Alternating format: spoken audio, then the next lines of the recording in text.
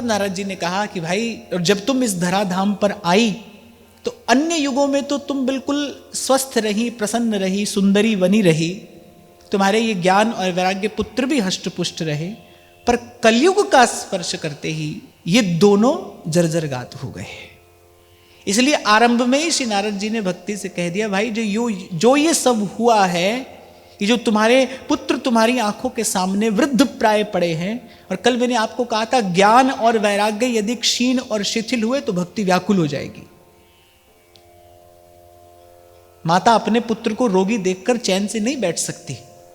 ज्ञान और वैराग्य पुत्र हैं, और ज्ञान और वैराग्य यदि शिथिल पड़े तो भक्ति व्याकुल हो जाएगी। और भक्ति के व्याकुल होने का लक्षण क्या है? सेवा भी हो रही है, सुमिरन भी हो रहा है, लेकिन मन को आनंद नहीं है, मन बेचैन है, मन बार बार संसार की ओर छलांग लगाता है। इसका अर्थ क्या है? भक्ति व्याकुल है। और भक्ति व्याकुल क्यों है? ज्ञान और वैराग्य कहीं ना कहीं शिथिल पड़े हैं। कल बड़ी महत्वपूर्ण चर्चा यहां से हुई, और मैंने आपको यह भी निवेदन किया कि ज्ञान और वैराग्य अर्थात क्या? हमारे भाव के अनुकूल जो ज्ञान है, 5 बातों का ज्ञान, अपने इष्ट के स्वरूप का ज्ञान, अपने स्वरूप का ज्ञान, साधक तत्व का ज्ञान, बाधक तत्व का ज्ञान, और उपासना का फल क्या है, उस वस्तु का ज्ञान। ये 5 बातों का ज्ञान हमको होना चाहिए। इसके अतिरिक्त हमें किसी ज्ञान की आवश्यकता नहीं है।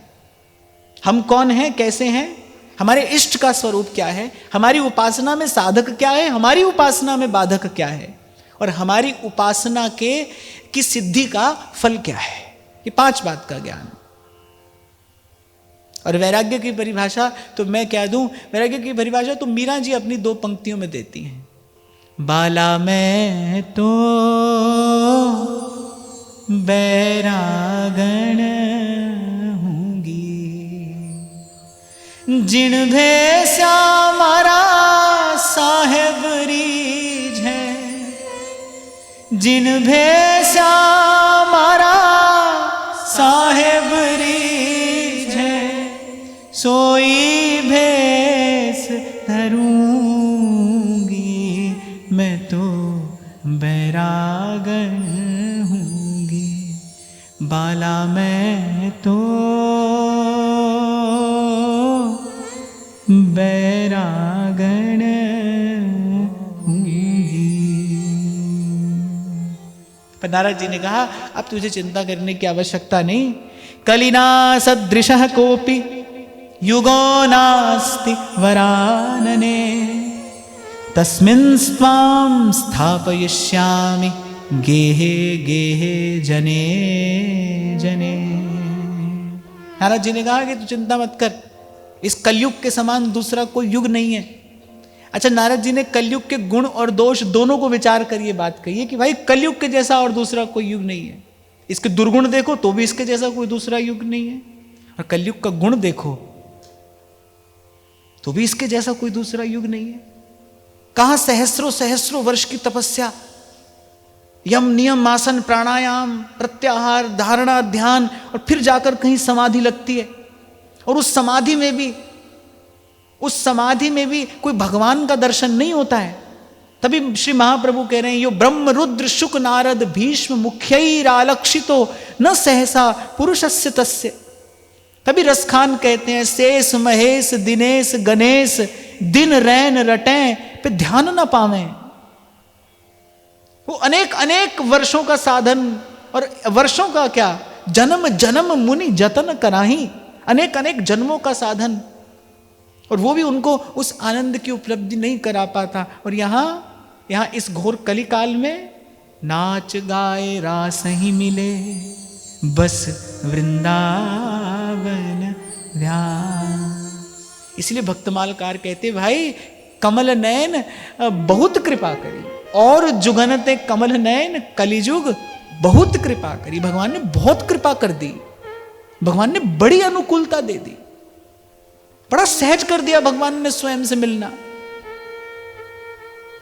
बस सिमर सिमर नर उतर ही पारा, रटते रटते पार हो जाए कोई भव से, ऐसी व्यवस्था भगवान ने कर दी। नाम नामकारी बहुधा निज सर्वशक्ति तत्रार्पिता नियमितः स्मरणे न काल। और फिर श्री नारद जी ने कहा कि और मेरा संकल्प है कि इस युग में गेहे गेहे जने जने, मैं घर घर में, मैं मन मन में तेरा मंदिर बनाऊंगा।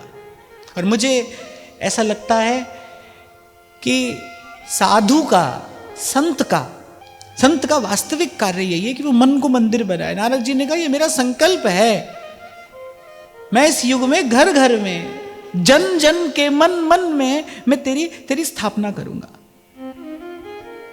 और नारद जी के इसी संकल्प का दर्शन करके भगवान कहते हैं, मोते अधिक संत करी लेखा। इसीलिए गोस्वामी जी ने कहा, मोरे मन प्रभु अस विश्वासा, राम ते अधिक राम कर दासा। नारद जी तो यहां तक कह रहे हैं, माने डंके की चोट पर कह रहे हैं, अन्य धर्मान् तिरस्कृत्य पुरस्कृत्य महोत्सवान्, तदाराहं हरेर्दासो लोके त्वां न प्रवर्तये। महाराज जी कह रहे अन्य धर्मों को एक और करके, अन्य धर्मान् तिरस्कृत्य पुरस्कृत्य महोत्सवान्। नारद जी कह रहे अन्य सब धर्मों को एक और करके और बड़े आदर से, बड़े गौरव से इस युग में यदि मैंने तेरी प्रतिष्ठा नहीं की तो मैं हरि का दास नहीं। नारद जी कह रहे ऐसा मेरा संकल्प है। ठीक है, समय तो खराब है, समय तो बड़ा विपरीत है, विकृत है। इसलिए आरंभ में मैंने आपको कहा भाई सब अशुद्ध हो गया। अरे और क्या कहें, हवा पानी अशुद्ध है, अन्न जल अशुद्ध हो गया, सब तो अशुद्ध हो गया। तो विचार में और संस्कार में शुद्धि आए कहां से?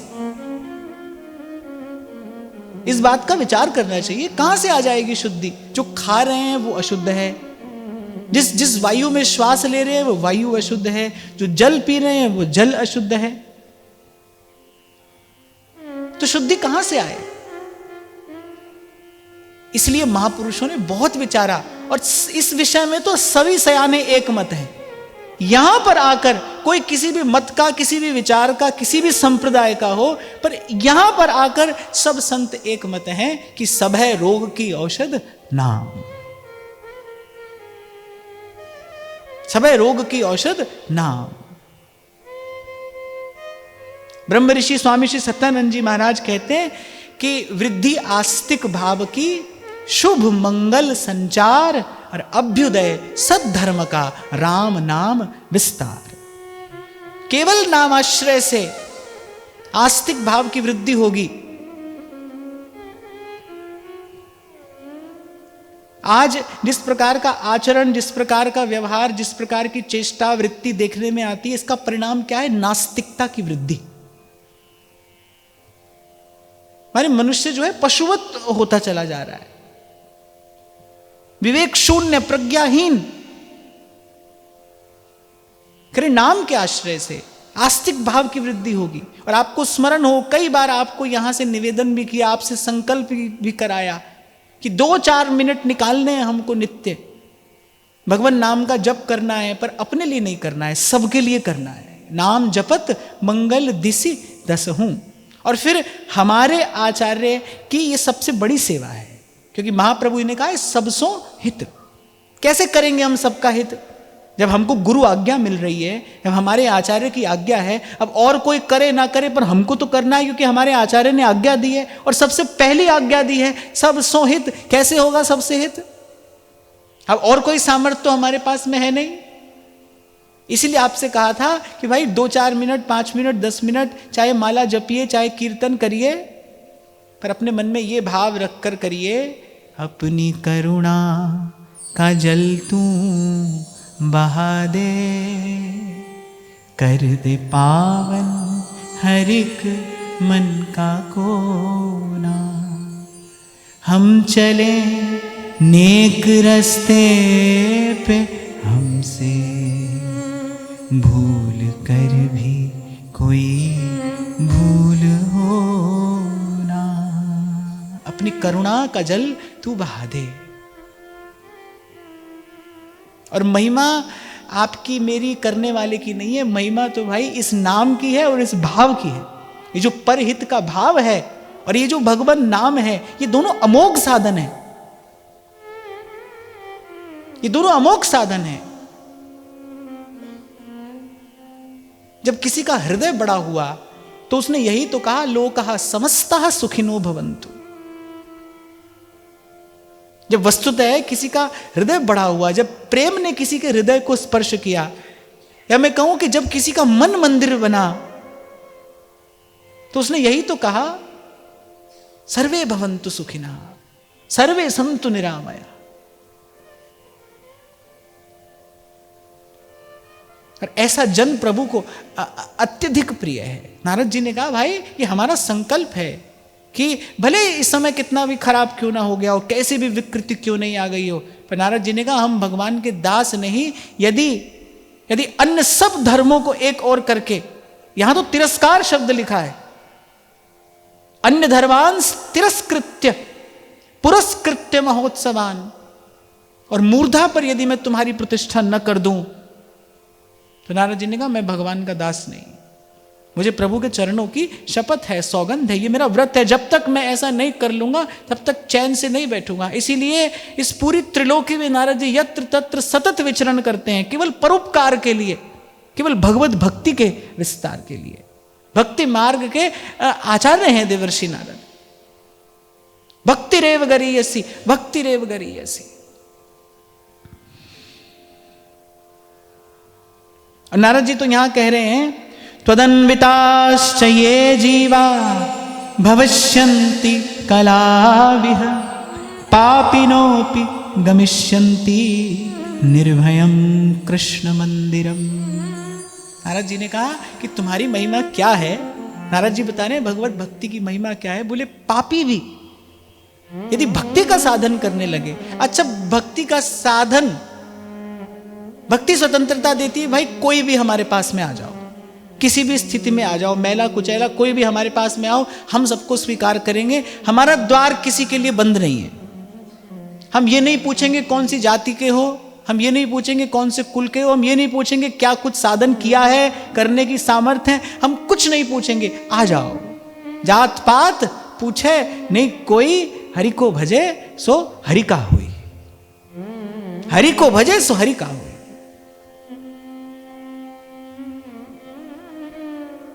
मैं तो कभी कभी ये भी विचार करता हूं कि भाई व्यासपीठ का ये पवित्र कर्तव्य है कि यहां से सीधी सच्ची बात कहनी चाहिए। और मुझे लगता है कि जीव मात्र को, प्राणी मात्र को सुखी करने का अगर कोई उपाय है, प्राणी मात्र को एक करने का कोई उपाय है, एक हित के धागे में सबको पिरोने का कोई उपाय है, तो वो यही है कि यहां से जीव मात्र को केवल विशुद्ध हरि भक्ति का ही आदेश और उपदेश किया जाए, यही संदेश दिया जाए, क्योंकि यही सद्धर्म है। मैंने कहा ना कि जितने भी और सब साधन हैं और सब युक्तियां हैं और सब उपाय हैं, हमारे पुराणों में भी वर्णित हैं। ऐसा नहीं कि वो कुछ नहीं देते, वो थोड़ी देर का सुख तो वो देते ही हैं, और वो समर्थ है, थोड़ी देर का सुख देने में समर्थ है। पर भूलना नहीं चाहिए कि वो थोड़ी देर का सुख बड़ा दुख देता है, वो थोड़ी देर का सुख प्रभु से दूर ले जाता है, भगवान से विमुख कराकर छोड़ देता है। इसलिए कम से कम यहां से तो एक बात कही जानी चाहिए। और मुझे लगता है कि श्रीमद् भागवत ही स्वयं इसकी घोषणा कर रही है कि भाई किसी युग में कोई भी साधन कार्य करता होगा, पर कलौ तद्धरि कीर्तनात्, केवल एक ही साधन है, भगवान को भक्ति प्यारी है। और भक्ति का सर्व सुगम साधन क्या है? भगवान नाम का आश्रय। इसीलिए पूर्व में मैंने आपको यह भी कहा था कि जो आचार्य के शरणागत हो गया है उसने सब कर्म कर लिए, अब उसको कुछ और करने की आवश्यकता नहीं है। अब उसके जीवन में जो भी घड़ी है, जो भी क्षण है, उसके जीवन का एक एक क्षण अब केवल नाम को ही समर्पित होना चाहिए। यही विशुद्ध भगवत उपासना है, यही विशुद्ध भगवत भक्ति का मार्ग है, केवल नाम को ही उसका जीवन समर्पित हो। रे मन सोया क्या करे, जागन की कर चौंप, हरदम हीरा लाल है, गिन गिन गुरु को सौंप, गिन गिन गुरु को सौंप। नारद जी कह रहे हैं कलयुग में तो जो जीव तुमसे युक्त होगा, मतलब वो पापी भी हो यदि, तो भी बेखटके भगवान के धाम में पहुंच जाएगा। ये किसकी महिमा है? ये भगवान की भक्ति की महिमा है। ऐसी प्रिय है भगवान को भक्ति। तभी तो पूर्व के सत्र में मैंने आपसे कहा था कि भाई भगवान पूरे निष्पक्ष नहीं है। वो जो ज्ञानियों का निर्गुण निराकार ब्रह्म है ना, वो है निष्पक्ष। हमारे ठाकुर जी तो बिल्कुल सीधे सीधे भक्त का पक्षपात करते हैं, तो भक्ति का पक्षपात करते हैं, बार बार करते हैं। तो वो जो ज्ञानियों का ब्रह्म है, वो जो अपनी हृदय गुहा में जिसका ध्यान करते हैं, हाँ वो निर्लिप्त है, वो न कहता है, न सुनता है, न आता है, न जाता है। उससे जो किसी को करना हो करे। ये तो भाई आता भी है, जाता भी है। भ्रमर गीत में ही मैंने आपको सुनाया था, जब उद्धव जी ने गोपियों को उपदेश करना आरंभ किया कि अरे वो तो निर्गुण है, निराकार है, अणोरणीयान महतो महीयान, वो छोटे से छोटा है, बड़े से बड़ा है, उसका तो ना कोई मुख है ना हाथ है। और गोपी ने बीच में ही रोका, बोली मुख नहीं है तो फिर माखन किसने खाया? तू कहता है उनका मुख नहीं है, अरे मुख नहीं है तो माखन किसने खाया? हमने अपनी आंखों से देखा है। तू कहता है उसके नैन नहीं है, अरे हमने उसकी आंखों में अपने हाथों से काजल दिया है। तू कहता है उसके पाँव नहीं है, अरे बन जाकर उसने गौचारण किया है। यहाँ की भूमि आज भी उसके चरण चिन्हों से अंकित है, सुशोभित है, अलंकृत है। तू कहता है उसके पाँव नहीं है, हाथ नहीं है, मुख नहीं है, नैन नहीं है, तो फिर तेरा ब्रह्म कोई और होगा। सूर हमारे नंद नदन बिन, सूर हमारे नंद नदन बिन, और नहीं जगदीश रहु धो, और नहीं जगदीश रहु धो, और नहीं जगदीश रहु धो। मन ना भय 10-20 रहु धो, मन ना भय 10-20। येषां चित्ते वसेत् भक्तिः सर्वदा प्रेम रूपिणी, न ते पश्यन्ति कीनाशं स्वप्नेऽप्यमलमूर्तयः। और नारद जी ने कहा एक बार संत और सत्संग की कृपा से जिस जीव के हृदय में इस भक्ति भाव का संचार हो जाए, नारद जी कह रहे हैं वो स्वप्न में भी कभी यम का दर्शन नहीं करता। मेरे राम राय तू संता का संत तेरे। ये 4 पंक्तियां अति प्रिय हैं। तेरे सेवक को पौ किछ नाही, तेरे सेवक को पौ किछ नाही, जमुना आवे मेरे, मेरे राम राय तू संता का संत तेरे, मेरे राम राय तू संता का संत तेरे। जो तेरे रंग राते स्वामी, जो तेरे रंग राते स्वामी, जन्म मरण दुख नासा तिनका, जन्म मरण दुख नासा। तेरी बख्शना मिटे कोई, भेटे कोई, सतगुरु का दिलासा, सतगुरु का दिलासा। मेरे राम राय तू संता का संत तेरे, मेरे राम राय तू संता का संत तेरे। तेरे सेवक को हो किछ नाही, तेरे सेवक को हो किछ नाही, जमुना आवे नेरे, मेरे राम राय तू संता का संत तेरे, मेरे राम राय तू संता का संत तेरे। ज्ञान त्यान किछ करम न जाना, ज्ञान ध्यान किछ करम न जाना, ज्ञान त्यान किछ करम न जाना, ज्ञान ध्यान किछ करम न जाना, सार न जाना तेरी, सार न जाना तेरी।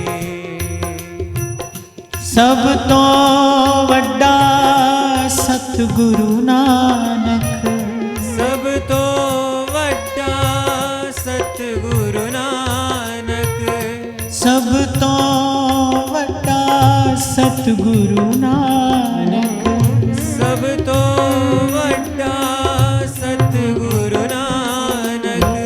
जिस कल राखी मेरी, जिस कल राखी मेरी, मेरे राम राय तू संता का संत तेरे, मेरे राम राय तू संता का संत तेरे। तेरे सेवक को पौ किछ नाही, तेरे सेवक को पौ किछ नाही, तेरे सेवक को पौ किछ नाही, तेरे सेवक को पौ किछ नाही, जमुना आवे नेरे, जमुना आवे नेरे, मेरे राम राय तू संता का संत तेरे, मेरे राम राय तू संता का संत तेरे, मेरे राम राय तू संता का संत तेरे, मेरे राम राय तू संता का संत तेरे।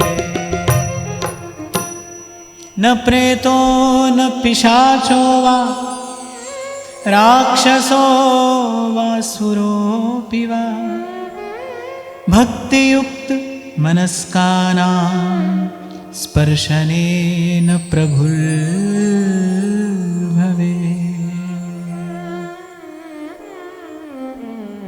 और नारद जी ने सब अलाय बलाय का नाम ले दिया,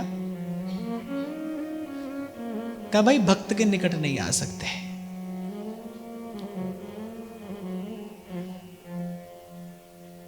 इसीलिए कम से कम जिसके जीवन में भगवान का नाम है, जिसके जीवन में प्रभु की सेवा है, तुलसी की कंठी धारण करता है, मस्तक पर वैष्णव तिलक लगाता है, कम से कम उसको तो कभी ऐसी चर्चा पर भी ध्यान नहीं देना चाहिए। इधर उधर भटकना ये तो व्यभिचार है।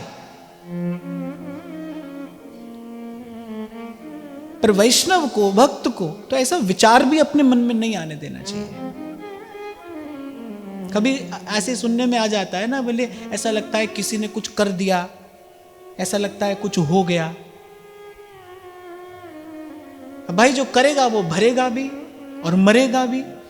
और भक्त को, वैष्णव को प्रयास पूर्वक ऐसे शब्द भी अपने कान में नहीं जाने देने चाहिए। अगर आपको कहीं ऐसा लगता है ना, और ईमानदार रहना, अगर आपको कहीं ऐसा लगता है कि ऐसा कुछ संभव है आपके जीवन में, तो समझना अभी भक्ति के स्वरूप को किसी भी प्रकार से जाना ही नहीं। अपने इष्ट की ना तो प्रतीति है, और बिनु प्रतीति होई नहीं प्रीति। जाने बिन नहीं होई प्रतीति, और बिनु प्रतीति होई नहीं प्रीति। अर्थात अपने इष्ट के स्वरूप की प्रतीति नहीं है।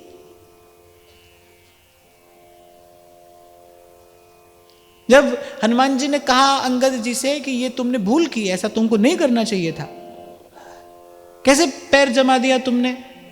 अच्छा पैर भी जमाया सो ठीक, फिर भरी सभा में क्या कह रहे हैं, फिर ही राम सीता मैं हारी। हनुमान जी ने कहा ये तो तुमको बिल्कुल भी नहीं कहना चाहिए था। सठ कोई सकही जो मम पद टारी, फिर ही राम सीता मैं हारी। ये कितनी बड़ी बात है।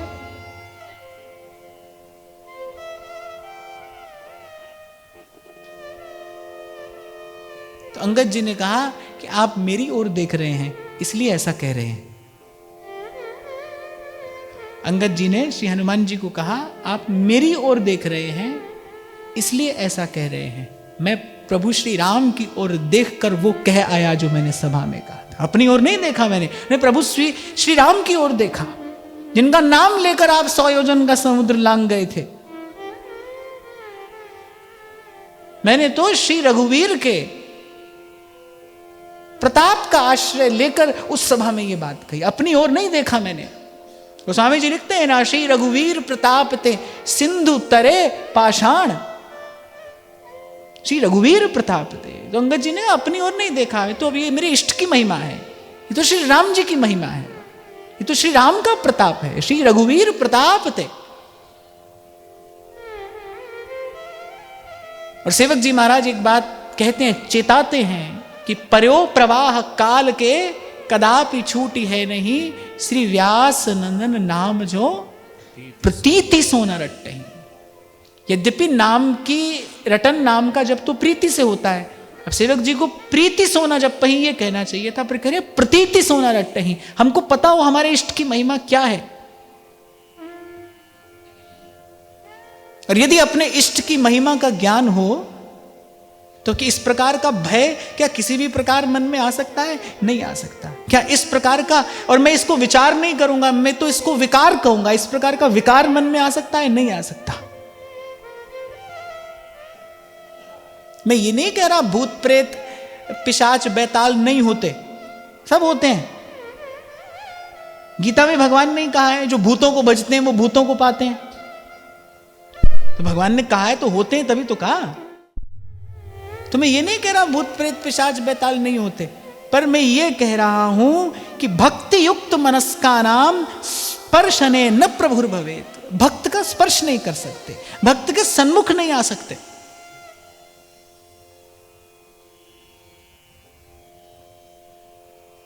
जैसे अंधेरा नहीं जा सकता सूर्य के सन्मुख, ऐसे भगवान के भक्त के सन्मुख ये सब नहीं आ सकते। अरे भक्तमाल जी में प्रसंग आता है, भक्त के तेज से तो आकाश में विचरण करने वाली देवी जल उठी। भगवत भक्ति की अद्भुत महिमा ही तो है।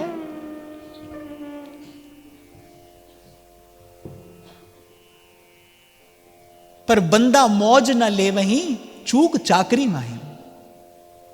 कबीर जी कान खींचते हुए कहते हैं, साहेब के दरबार में कमी काहू की ना,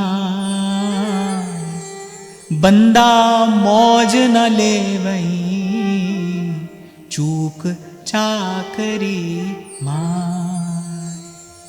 इसलिए कल मैंने कहा था कि कल जो चर्चा हुई वो बड़ी महत्वपूर्ण चर्चा है, बड़ी गंभीर चर्चा है, उसका बार बार चिंतन करना चाहिए। ज्ञान और वैराग्य शिथिल हुए तो भक्ति व्याकुल हो जाएगी, दुर्बल हो जाएगी। और कल मैंने कहा था ना, दुर्बल को कोई भी पछाड़ दे। अगर कोई दुर्बल हुआ तो कोई भी पछाड़ देगा उसको, क्योंकि भक्ति दुहेली राम की, नहीं कायर को काम। ये कायर का काम नहीं है। अनुभवी जन कह रहे हैं, निस्प्रे ही निधरक तहा 8 पहर संग्राम। हाँ, तो 8 पहर संग्राम है। कामी क्रोधी लालची इन पे भक्ति न होए, भक्ति करे कोई सूरमा जात बरन कुल खोए। पर यदि भक्त है तो फिर तेरे सेवक को पहो किछ नाही। जिहि नाम निमंगल लोक तिहु सुहरि पद भज न विलंब कर, हरि पद भज न विलंब कर।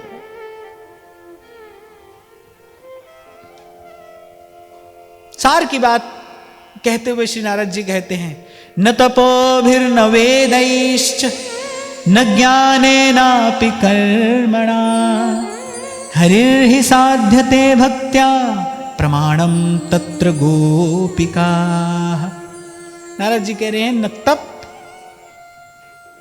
न वेद पाठ, न ज्ञान, न कोई कर्मकांड, बोले इनमें से कोई भी प्रभु की प्राप्ति नहीं करा सकता, इनमें से कोई भी प्रभु के निकट नहीं ले जा सकता। और किसी ने पूछा क्या प्रमाण है, क्यों कहते हैं ऐसा आप? तो नारद जी कह रहे, प्रमाणम तत्र गोपिका। जैसी प्राप्ति गोपांगनाओं को श्री कृष्ण की हुई, वैसी तो आज से पूर्व किसी को नहीं हुई। और गोपी का साधन क्या है? गोपी तो इनमें से कोई भी साधन करती दिखाई नहीं पड़ती।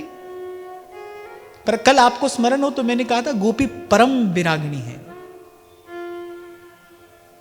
वैराग्य की उत्कृष्ट अवस्था का दर्शन अगर कहीं होता है, किसी पात्र में होता है, तो वो ब्रज की गोपी में होता है। तन मनस्कास तदालापास तद विचेष्टास तदात्मिका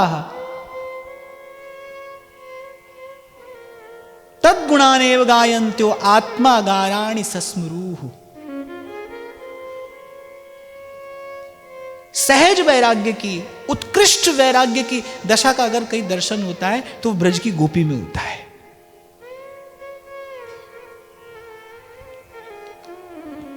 नृणाम जन्म सहस्रेण भक्तौ प्रीतिर्हि जायते कलौ भक्ति कलौ भक्तिर भक्त्या कृष्ण पुरः स्थितः। और नारद जी ने कहा कि ये सहज सी, सरल सी प्रतीत होने वाली भक्ति सहजता और सरलता से मिलती नहीं है। अनेक अनेक जन्मों का पुण्य जब संचित होता है, सत्पुरुषों की कृपा होती है, महज्जनों का अनुग्रह होता है, तब जीव के हृदय में इस विशुद्ध भक्ति भाव का प्राकट्य होता है, स्फूर्त होती है ये भावना। और फिर कह रहे हैं नारद जी, कलौ भक्ति कलौ भक्ति। कोई और साधन न करना भाई, किसी और साधन में अपना मन चित्त न लगाना, ये अवसर चूक जाएगा, ये अवसर चूक जाएगा। साधन विधि कछु बने न कली जुग, साधन विधि कछु बने न कली जुग। मुख सो हरि हरि कहिए, हरि के नाम भरोसे रहिए, हरि के नाम भरोसे रहिए। ना तो हम में वैसी सामर्थ्य है और ना उसकी कोई आवश्यकता भी है। सामर्थ्य भी नहीं है और आवश्यकता भी नहीं है, क्योंकि उससे प्रयोजन की सिद्धि नहीं है। उससे प्रयोजन की सिद्धि नहीं है। और मैं तो पहले भी आपसे कह चुका, एक स्थान पर आपको जाना हो, कोई आपको मार्ग बताए, भाई थोड़ा सीधा जाना, फिर दाएं मुड़ना, फिर थोड़ा आगे चल के बाएं मुड़ जाना, फिर और थोड़ा सीधा जाना तो फिर दाएं मुड़ोगे और फिर आगे एक बायां मोड़ आ जाएगा।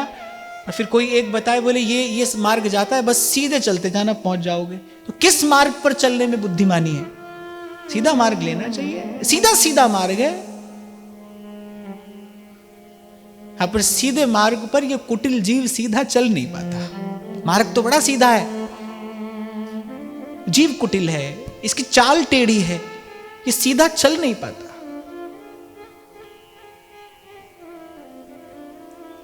सीधा मार्ग तो संत कह रहे हैं कि हीरा पाया गांठ गठी आया, अब बार बार वाह को क्यों खोले। तभी कल मैं आपसे कह रहा था भाई कि ये जो आपका मेरा मिलना है ना, वो इतना ही आवश्यक भी है और इतना ही पर्याप्त भी है। इससे अधिक की आवश्यकता नहीं। ये सुन लिया यहां से, अब जाइए अपने साधन में लगिए, साधन में लगिए, समय कम है। और दूर नगरी, बड़ी दूर नगरी, समय कम है, जाना बड़ी दूर है, वो घर बड़ी दूर है। अनेक अनेक पड़ाव आएंगे, कुछ लुभावने होंगे, कुछ भयावने होंगे, उन सबको पार करते हुए वहां जाना है। इसीलिए मेरे महाप्रभु कह रहे हैं, न विलंब कर, अब और देर मत करिए, हरि पद भज न विलंब कर। बहुत गई थोड़ी रही और सो बीती जाए। बहुत गई थोड़ी रही और सो बीती जाए, ये भी जा रही है। कल कहा था मैंने आपसे, ये जो घड़ी की टिक टिक है, ये क्या बता रही है? समय जा रहा है ना, जीवन जा रहा है। समय नहीं जा रहा है, जीवन जा रहा है। समय ही जीवन है। इसलिए मानुष को तन पाए भजो ब्रजनाथ को, दर भी लेके मूढ़ जरावत हाथ को। महाप्रभु कह रहे हैं, अरे मनुष्य का शरीर पाके फिर वही सुख दुख पा रहा है, दर भी लेके मूढ़ जरावत हाथ को। मानुष को तन पाए भजो ब्रजनाथ को।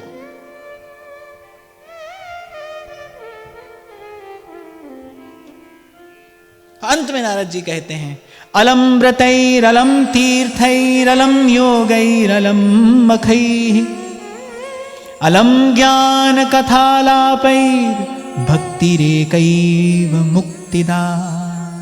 नारद जी ने कहा बस हो गए, बहुत व्रत हो गए। अलम व्रतैर, अलम तीर्थैर, बोले बहुत तीर्थों का सेवन भी कर लिया, बहुत व्रत कर लिए, बहुत तीर्थों का सेवन कर लिया, बहुत योग कर लिया, बहुत यज्ञ कर लिए, और बोले बहुत ज्ञान की बात भी सुन ली।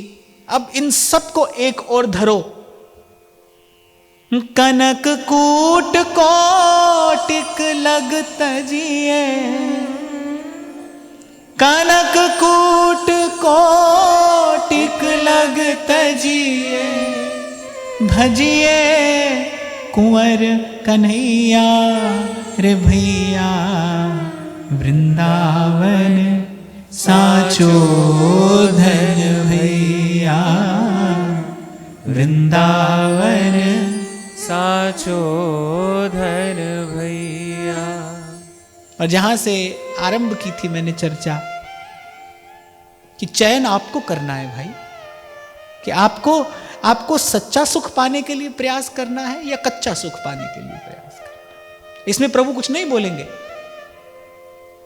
ये विचार आपको करना है। और आपको पुनः स्मरण कराऊं, विचार करने के लिए आवश्यकता पड़ेगी किसकी? विचार करने के लिए आवश्यकता पड़ेगी किसकी? विवेक की। और बिनु सत्संग विवेक न होई। भागवत क्या है? भक्ति ज्ञान वैराग्य की त्रिवेणी का नाम भागवत है। और इसका उद्गम क्या है? सत्संग से उद्भूत हुई है भागवत। आप देखो श्रीमद् भागवत में यत्र तत्र सत्संग ही तो हो रहा है। श्री सूत जी और श्री शौनक आदि ऋषियों के मध्य सत्संग हो रहा है, मैत्रेय जी और विदुर जी के मध्य सत्संग हो रहा है, श्री सुखदेव भगवान और महाराजा परीक्षित के मध्य में सत्संग हो रहा है। और मध्य में भी जो संवाद है वो सब सत्संग ही है। इसमें सत्संग के अतिरिक्त कुछ और है नहीं, आद्योपांत सत्संग ही है। सत्संग से ही ये त्रिवेणी प्रकट हुई है, सत्संग में ही जाकर मिल जाती है। इसलिए मैंने कहा कि अपने हित का विचार करने के लिए विवेक की आवश्यकता पड़ेगी। ये जो हमारी व्यापार में लगने वाली बुद्धि है,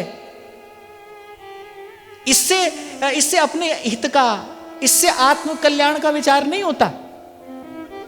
ये बुद्धि तो 1 से 10 बनाने वाली बुद्धि है ना। जो मनुष्य की बुद्धि होती है वो इसी में तो लगी रहती है, भाई 1 से 10 कैसे कर लूं, 10 का 100 कैसे कर लूं। तो ये बुद्धि तो 1 से अनेक बनाने वाली है, और वो बुद्धि अनेक को मिटाकर उस एक तक पहुंचाने वाली है, उस एक का दर्शन कराने वाली है। इस बुद्धि, इस विमल बुद्धि की प्राप्ति सत्संग का फल है। सेवक जी कहा कि देहु कृपा कर बुद्धि प्रकाश, जस बरनऊ हरिवंश विलास, श्री हरिवंश ही गायो। क्या इससे पहले श्री सेवक जी की बुद्धि में प्रकाश नहीं है ना? पर ये जस रस का गान करने के लिए उस विमल बुद्धि की आवश्यकता है, जो गुरुजनों के, महतजनों के अनुग्रह से प्राप्त होती है, जो संत कृपा से मिलती है, जो सत्संग की कृपा से मिलती है।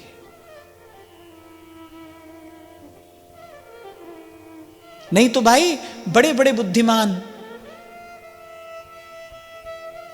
बुद्धिमान सारे संसार को शिक्षा देने वाले, बड़े बड़े शास्त्रों की रचना करने वाले, अपने पांडित्य से, अपनी प्रतिभा से सारे संसार को आश्चर्यचकित कर देने वाले, पर अपने हित का विचार नहीं कर पाते हैं।